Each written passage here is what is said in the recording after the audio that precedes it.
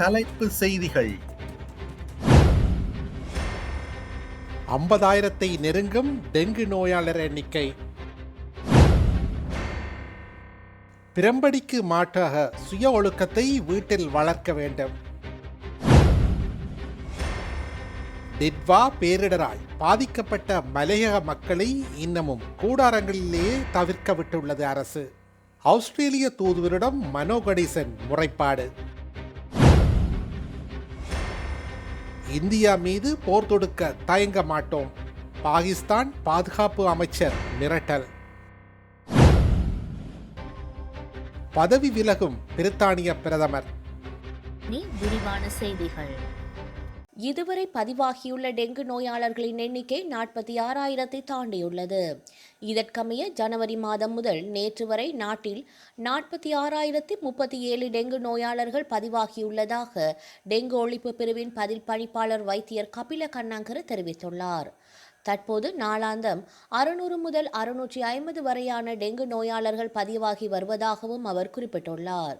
June மாதம் 1ஆம் தேதி முதல் இதுவரையான காலப்பகுதியில் மாத்திரம் 12,196 டெங்கு நோயாளர்கள் பதிவாகியுள்ளதாக தெரிவித்த வைத்தியர் கபில கண்ணாங்கர இது ஒரு மாதத்திற்குள் பதிவான அதிகூடிய டெங்கு நோயாளர்களின் எண்ணிக்கை எனவும் கூறியுள்ளார். மாகாண ரீதியாக ஒப்பிடுகையில் மேல் மாகாணத்திலேயே அதிகளவான டெங்கு நோயாளர்கள் பதிவாகியுள்ளனர் என்று அவர் சுட்டிக்காட்டியுள்ளார். இது 51.75% இதேவேளை தென் மாகாணத்தில் 16.16 ஆகவும், சப்ரகமுவ மாகாணத்தில் 9.35 ஆகவும், மத்திய மாகாணத்தில் 7.23 ஆகவும் மற்றும் கிழக்கு மாகாணத்தில் 5.05 ஆகவும் பதிவாகியுள்ளதாக டெங்கு ஒழிப்பு பிரிவின் பதில் பணிப்பாளர் வைத்திய கபில கண்ணாங்கர மேலும் தெரிவித்துள்ளார். புறம்படிக்கு மாற்றாக சுய ஒழுக்கத்தை வளர்க்க வேண்டும் என கல்குடா கல்வி வலய பிரதி கல்வி பணிப்பாளர் சஜீவன் தெரிவித்துள்ளார். நேற்று செங்கலடி மத்திய கல்லூரியின் பெற்றோர் மாணவர் அபிவிருத்தி சங்கத்தின் விசேட கலந்துரையாடல் கூட்டம் பாடசாலை மண்டபத்தில் நடைபெற்றது. பாடசாலையின் அதிபர் சுவனேஸ்வரன் தலைமையில் நடைபெற்ற இந்த கூட்டத்தில் கல்குடா வலய கல்வி அலுவலக உதவி கல்வி பணிப்பாளர் விசேட விருந்தினராக கலந்து கொண்டு சிறப்புரையாற்றினார். மேலும் பாடசாலை அபிவிருத்தி சங்க செயலாளர், பொருளாளர், சங்க உறுப்பினர்கள், ஆசிரியர்கள் மற்றும் பெற்றோர்கள் ஆகியோர் இதில் கலந்து கொண்டிருந்தனர். இதன்போது கருத்து தெரிவித்த கல்குடா கல்வி வலய பிரதி பணிப்பாளர் தெரிவித்ததாவது: மேற்கத்திய நாடுகளைப் போல இலங்கையிலும் பாடசாலையில் மாணவர்களை உடல் ரீதியாக தண்டிப்பது முற்றுமுழுதாக குறைக்கப்பட்டு வருகின்றது. ஆசிரியர்களுக்கோ பெற்றோருக்கோ பிள்ளைகளை அடிக்கும் உரிமை இல்லை என்ற இந்த மாற்றம் சரியானது.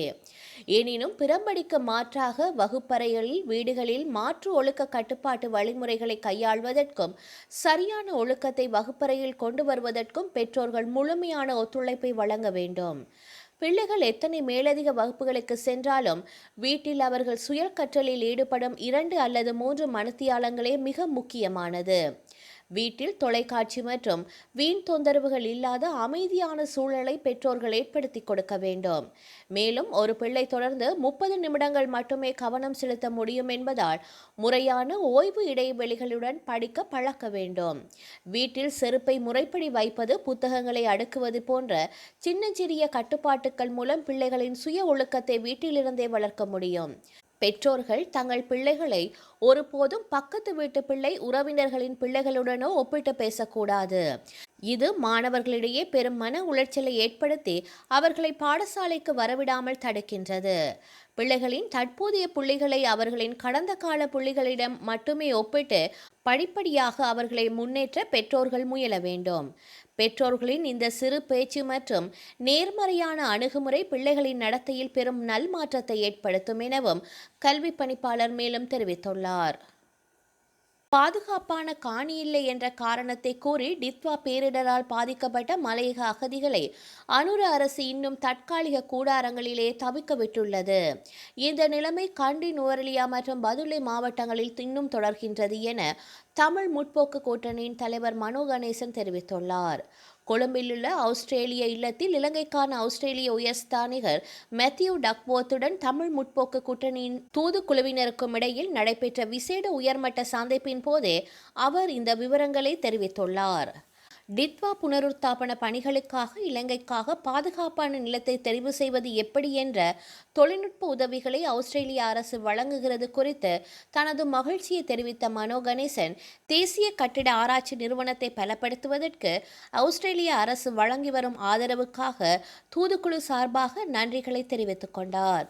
தமிழ் முற்போக்கு கூட்டணியின் ஊடக செயலகம் விடுத்துள்ள உத்தியோகபூர்வ அறிக்கையில் மேலும் தெரிவிக்கப்பட்டுள்ளதாவது: டித்வா பேரிடரால் பாதிக்கப்பட்ட மலையக குடும்பங்களுக்கான மீள்குடியேற்றத்திற்கு பொருத்தமான காணிகளை அடையாளம் கண்டு விடுவிப்பதில் தேசிய கட்டிட ஆராய்ச்சி நிறுவனத்தின் உத்தியோகபூர்வ அனுமதி தாமதமே தற்போதைய பிரதான தடையாக காணப்படுகின்றது.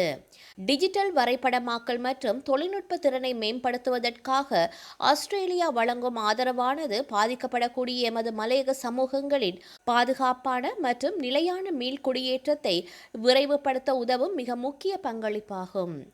உங்களது நிதி மற்றும் தொழில்நுட்ப உதவிகள் இலங்கை அரசுக்கு வழங்கப்படும் வேளைகளில் அவை உண்மையாகவே பாதிக்கப்பட்ட மலையக மக்களுக்கு பயன்படுத்தப்படுகின்றதா என்பதை ஆஸ்திரேலிய தரப்பு நேரடியாக கண்காணித்து உறுதிப்படுத்தப்பட வேண்டும் என்று மனோ கணேசன் இந்த சந்திப்பில் வலியுறுத்தினார்.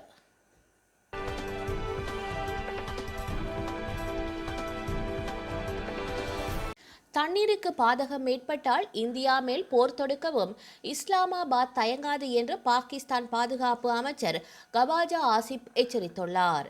2025 ஆண்டு பஹல்காம் தாக்குதலை அடுத்து சிந்து நதி நீர் ஒப்பந்தத்தை இந்தியா தற்காலிகமாக நிறுத்தி வைத்தது. இதன் பின்னர் பாகிஸ்தான் கடுமையான தண்ணீர் பற்றாக்குறையை சந்தித்து வருகின்றது. இதனிடையே செனாப் நதியில் புதிய அணை கட்டும் இந்தியாவின் திட்டம் பாகிஸ்தானுக்கு மேலும் பீதியை ஏற்படுத்தியுள்ளது. அண்மையில் இந்திய நீர்வளத்துறை அமைச்சர் CR பாட்டீல் பேசுகையில், பிரதமர் மோடியின் வழிகாட்டுதலின்படி 2025 ஆண்டு ஜூன் மாதத்திற்குள் பாகிஸ்தானுக்கு செல்லும் சிந்து நதியின் நீர் முழுமையாக நிறுத்தப்படும் என்று தெரிவித்திருந்தார். இந்த நிலையில் பாகிஸ்தான் ஊடகத்திற்கு பேட்டியளித்த கவாஜா ஆசிப், தண்ணீரும் எங்களது தேசிய பாதுகாப்பின் ஒரு பகுதிதான். எங்களது தேசிய பாதுகாப்புக்கு அச்சுறுத்தலாக உள்ளாகின்றது என்றால் இந்தியாவிற்கு எதிராக போருக்கு செல்வோம். இதில் எவ்வித சந்தேகமும் இல்லை. இந்திய அரசு தண்ணீர் விநியோகத்தை தடுப்பதற்கான பணிகளை அதிவேகமாக மேற்கொள்கின்றது என்ற ஆதாரபூர்வமாக தகவல் கிடைத்தால் போர் தொடுப்பது குறித்து தீவிரமாக பரிசீலிக்கப்படும் என்று தெரிவித்துள்ளார். பிரித்தானிய பிரதமர் கேர் ஸ்டார்மர் இன்று தனது பதவியை ராஜினாமா செய்யக்கூடும் என தகவல்கள் வெளியாகியுள்ளன. ஆளும் தொழிலாளர் கட்சியில் ஏற்பட்ட உட்கட்சி பூசல் உச்சகட்டத்தை எட்டியுள்ள சூழலில் பிரிட்டனின் தி ஒப்சர்வர் என்ற பிரபல நாளிதழ் வெளியிட்டுள்ள இந்த செய்தி பெரும் பரபரப்பை ஏற்படுத்தியுள்ளது. 2024 ஆண்டு பிரிட்டன் பாராளுமன்ற தேர்தலில் தொழிலாளர் கட்சி வெற்றி பெற்று கேர் ஸ்டார்மர் பிரதமரானார். ஆனால் அவர் அரசின் கொள்கைகள் மற்றும் பல்வேறு சர்ச்சைகள் காரணமாக மக்கள் ஆதரவு அவருக்கு குறைந்து வருவதாக கூறப்படுகின்றது. கட்சிக்குள்ளும் அவருக்கு எதிர்ப்பு கிளம்பியுள்ளது. தொழிலாளர் கட்சியின் மொத்த எம்பிக்களில் கால் பகுதியினர் ஸ்டார்மர் பதவியிலிருந்து விலக வேண்டும் என வலியுறுத்தி வந்தனர்.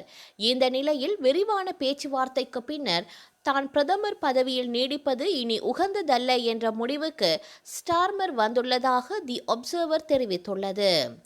எனவே திங்கட்கிழமை தொழிலாளர் கட்சியின் மூத்த தலைவர்கள் முன்னிலையில் ஸ்டார்மர் தனது ராஜினாமா முடிவை அறிவிக்கலாம் என அந்த பத்திரிகை மேலும் தெரிவித்துள்ளது. அரசு தரப்பு வட்டாரங்கள் இது குறித்து கூறுகையில், பிரதமர் ஸ்டார்மர் இன்னும் தனது அரசாங்க பணிகளில் மட்டுமே கவனம் செலுத்தி வருகின்றார். அவர் பதவியிலிருந்து விலகும் எண்ணத்தில் இல்லை என தெரிவித்துள்ளன. வரலாற்றில் இன்று